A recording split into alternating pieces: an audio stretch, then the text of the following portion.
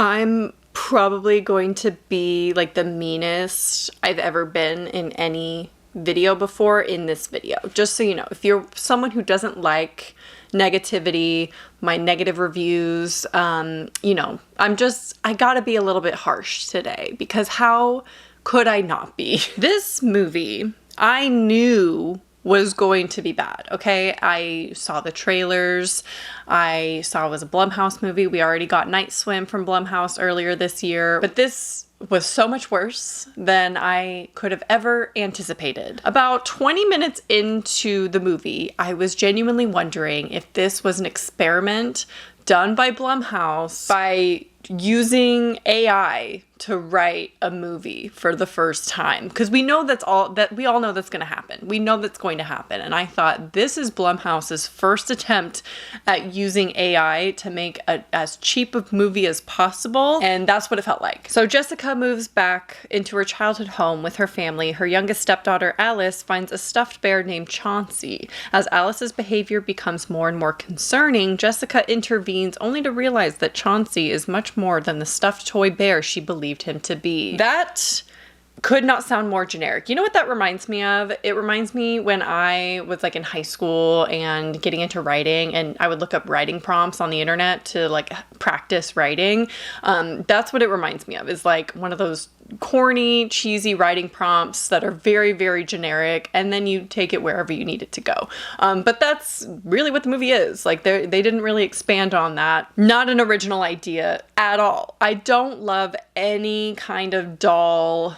I mean, there are some exceptions, of course, but like the doll type movies aren't really my thing. Like they're not my favorites. They're definitely not scary to me. The horror elements in movies like Child's Play or Chucky or Annabelle or Dead Silence, I mean, that one's a little bit different, but those kind of movies aren't horrifying. Like I don't get genuinely scared from them. I'm usually in it for the kills, you know, the gore, things like that, or the supernatural elements that make it really creepy, and the atmosphere and the tension and the characters. That's what I like those movies for. And again, they're not my favorites by any means. This had literally none of that. So Imaginary was directed by Jeff Wadlow, who also directed Truth or Dare, Fantasy Island. Loves a Lucy Hale collaboration, I guess. But now those two movies are not fantastic. However, he also made Cry Wolf, which I actually have on my shelves right here. So I do like Cry Wolf. It's an early 2000s movie. It's still a little bit cheesy, but I mean, it fit the era of being in the early 2000s and it worked. But of course, at the end of the day, we know that this is a Blumhouse movie. So produced by Jason Blum. I'm going to talk about Blumhouse for just a minute. You can skip forward to the review if you want. So I really think that Blumhouse is now starting to get a bad rap because every movie from the past like 2 years I have not enjoyed personally. Now, I'm not saying they're all terrible. There are some that were well received, but on a personal level, I haven't really thought any of them have been standouts or really good or anything like that. Really middle of the road, just generic kind of movies. In the recent years, they have done The Black Phone, which is controversial for me to not like. I just did not really like that movie. They / Them, Megan, Insidious, The Red Door, Night Swim, and now Imaginary. That's from the past year and then including this year. But in general, they used to be a really good production house. And I used to look forward to seeing the Blumhouse logo and like the intro that they do. And it just has really gone downhill lately. They've done movies in the past like Cam, Creep, Get Out, Hush, Oculus, all of the Paranormal Activity movies, and Sinister, and so many more that were actually really great classic horror movies, in my opinion, like modern day classics that were fantastic, that I really, really loved. And in the past couple years or so, they have not done any that I think are up to par of any of those. Now, when I see Blumhouse or hear that it's by Blumhouse or James Wan even, because now they've, you know, created this collaboration, I don't get excited anymore at all. And I am tired of the Conjuring franchise. I'm tired of the Insidious franchise, and just like holding on to these like big franchises that are kind of dead. Now, I do give a little bit of credit to Blumhouse because they do original stories. And when I say original, I mean they're not reboots, remakes, or sequels of other things. And not saying the stories themselves are that original. Again, all of their movies lately have been very, very generic. And I think they go for these kind of simple storylines that are very, very basic because they're easier to execute. And Blumhouse in general kind of goes for these easy cash grabs that they know will get a profit because Blumhouse for some reason will always get a theatrical release, which I feel like we can some of these can go straight to streaming, you know. I mean, some of them do, like they/them and whatnot. Imaginary Night Swim could have gone straight to streaming. Would not have been mad at that. And I think it's honestly just for money at this point. That's what it feels like, because they're not taking on these original scripts and like these bigger original ideas, and they're just taking these simple, like cheesy cash grabs that are like popcorn movies, which is fine. There is an audience for popcorn movies, don't get me wrong. And I also don't want to be completely unfair with Blumhouse, because I'm sure if I looked at any production company, like A24 even, there's going to be movies within them that they've done that I don't like. Like, it's not like Blumhouse is special in that they only take on bad movies, because obviously in the past they've taken on really great scripts. So I don't want to be completely unfair, because of course I'm looking at them, you know, a little bit more, I'm scrutinizing them a little bit more than I do any other production company. But the overall general reaction that I seem to see, at least with my following and my viewers and whatnot, is yet another Blumhouse movie. Like, we all kind of know what we're getting with a Blumhouse movie. Like, we all know what it means when we say yet another Blumhouse movie, you know? So I have not been excited for Blumhouse for a long, long time. Definitely was not excited for Imaginary. This is a movie I was dreading more than Night Swim. Night Swim, I kind of wanted to have an open mind. I'm just going to be real with you. I did not have an open mind going into Imaginary. I knew it was going to be terrible. I did not know it was going to be that bad. This is a movie. There's only like 3 movies, including Imaginary, that I would have walked out on. Like, that's how bad it was. And I've never walked out of a movie ever in my life, but I've had the urge to a handful of times.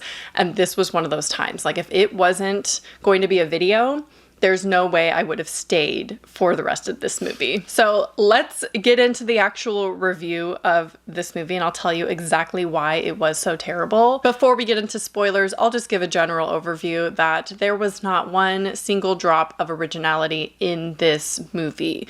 Everything was predictable. Everything was a cliche, down to the dialogue. The dialogue was probably some of the worst writing I have ever seen in a movie, and I have to say this is definitely one of the worst movies that I have seen probably in the last like 10 years. It's really bad. All of the characters were completely devoid of humanity. Like, none of them felt real at all. They attempted a storyline to get you to emotionally connect with the main character, Jessica. That did not work for me. There's no connection at all between the characters, and also between the characters and the viewer. And with that, there is no tension. I literally did not care what was happening in this movie. Like, I wasn't curious where it was going to go. I knew exactly where it was going to go, unfortunately, and there was no tension. Like, there was no suspense as to what was going to happen, or what, you know, who was going to die, or what the characters were going to do. Like, there was no interest at all maintained. It was so strange how much it sucked the life out of these people. Again, it felt like AI wrote this movie, and I'm not kidding, because the characters were so strange to me. They're cliches that they were, which I'll get into specifics and give examples for every single character that's in this movie, because every single one of them was a cliche that has also been in another movie. But the dialogue didn't make any sense. It felt like these were fake people. Like, it was really creepy in a weird way, not in like a good, like, oh, I'm creeped out. It was like these people were saying things that were just bizarre. I'm just gonna get into spoilers. I really feel like there's no need for me to like try to avoid spoilers at this point. You don't need to go see this. Like, this is 100%, I can guarantee you can just watch on streaming if you even still want to watch it. Like, if it's something you're still interested in, watch it on streaming, please. It's not a theater experience. So we open the movie with the best scene in the movie. It was very cliche, but it wasn't like terrible. It was kind of like Night Swim level, where it was like, all right, it's fine. But then it turns out it's a dream sequence. So the best part of the movie was all in a dream.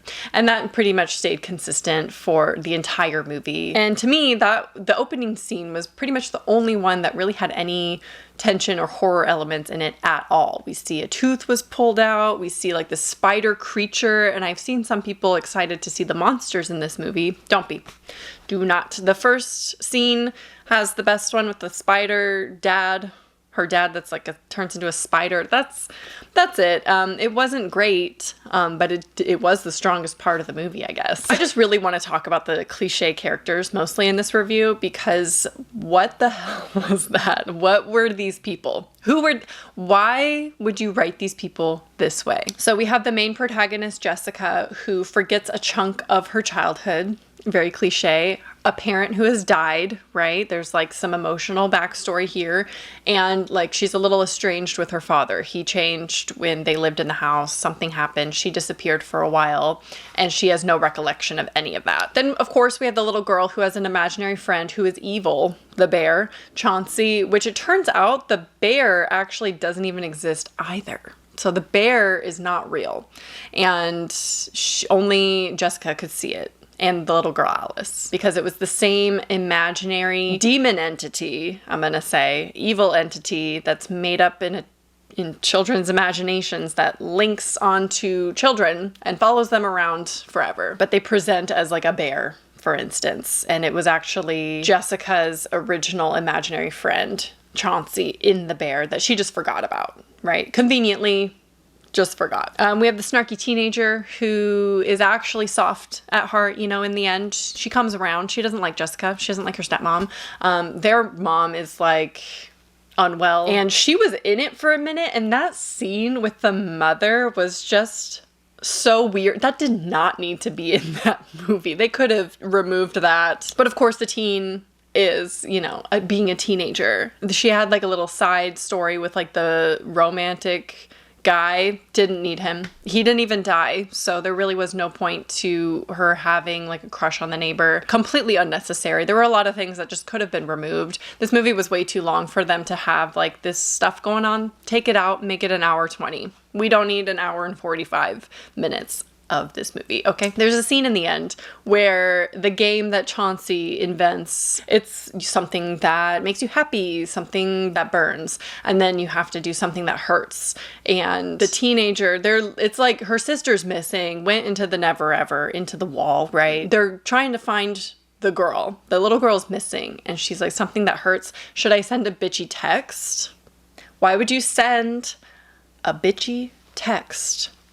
It was such a bizarre thing to say in that moment. It was so weird. The absent husband, you're probably wondering, you know, she's the stepmom. Where's the dad? Exactly.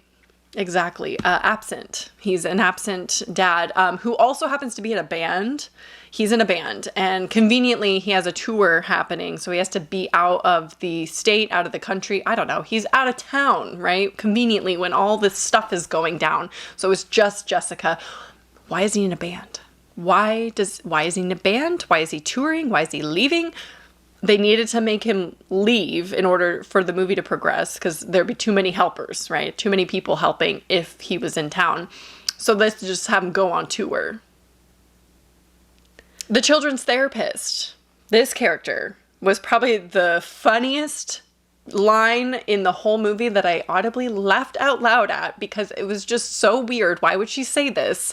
So obviously generic cliche, they hire a therapist, right? Because the daughter is like trying to hurt herself because of the game that Chauncey invented. That's when it reveals that the bear is not real. And because the bear is talking in the voice of Alice, but Alice has her mouth closed, okay? So you can still hear her speaking, but it's actually the bear, but the bear's not real.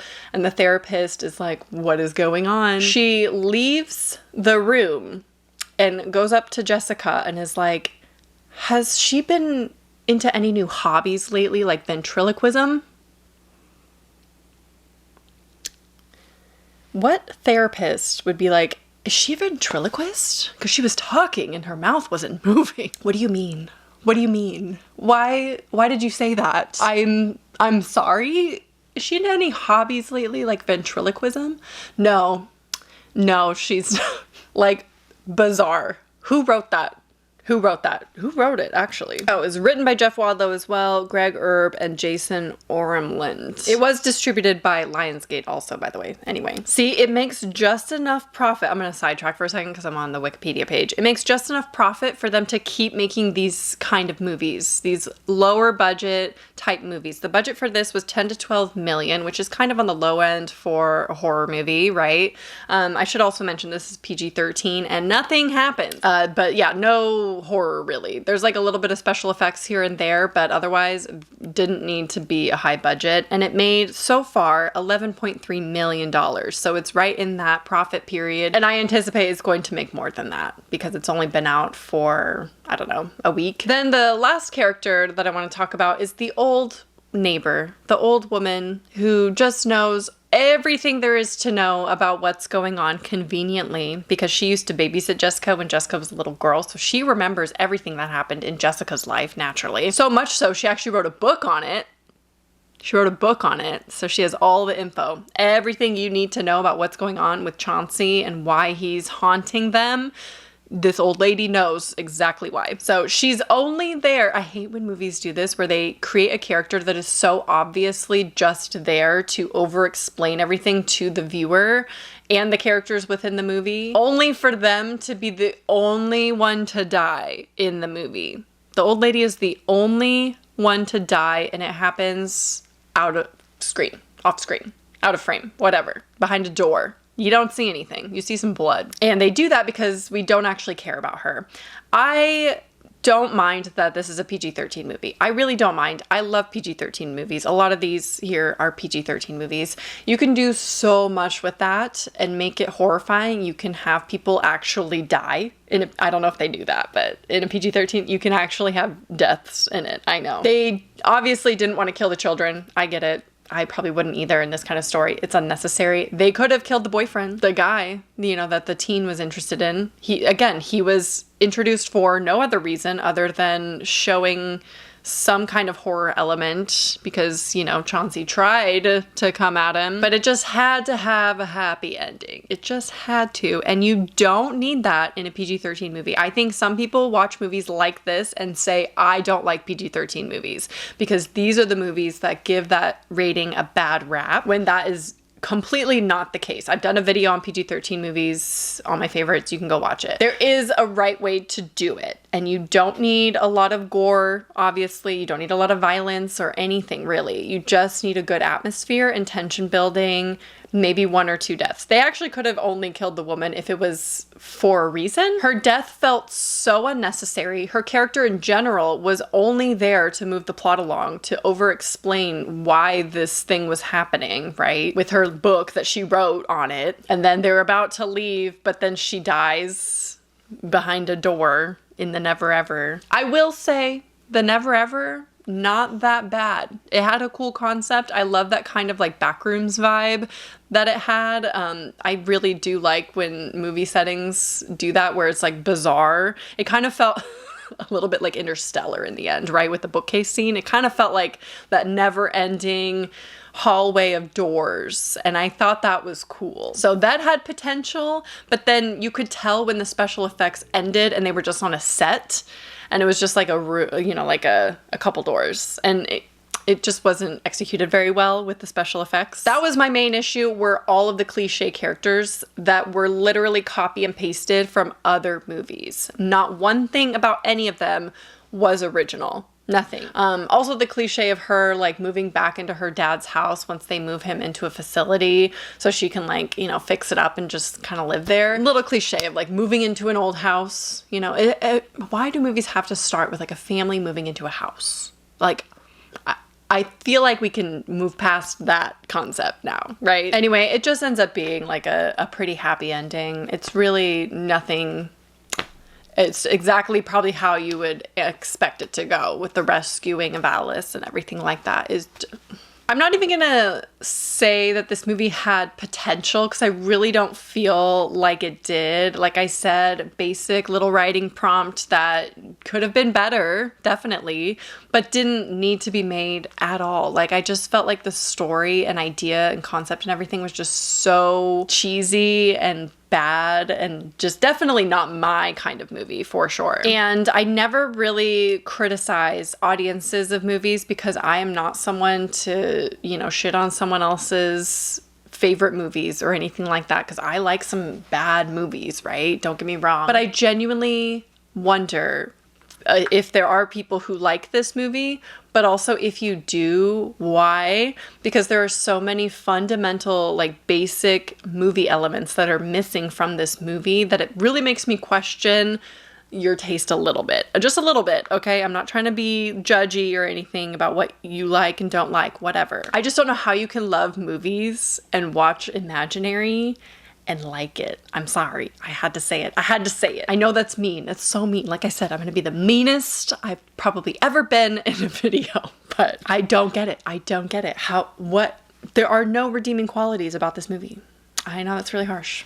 There's nothing in it. And I'm done talking about it. I feel like we should just move on because you get it. You get it. You get that it's bad. And I'm sure people are going to be curious about it still. So wait till streaming. Watch it. See if you like it. Anyway, now that we've kind of gotten through the Blumhouses of the year, I'm genuinely looking forward to this month. Specifically, we got Love Lies Bleeding, we have Late Night with the Devil, we have Immaculate. I really feel like we're on our way to getting some really good horror movies this year. So I am optimistic about the rest of the year now that we have gotten those out of the way. I'm going to try to review all those movies I listed this month, so keep an eye out for that. And let me know your most anticipated movie of the entire year. We also have a release date for Maxine finally. But beyond that, what are you excited about this year? Please tell me it wasn't Imaginary, because I'm sorry. Anyway, I hope you enjoyed this video, and I will talk to you soon. Bye.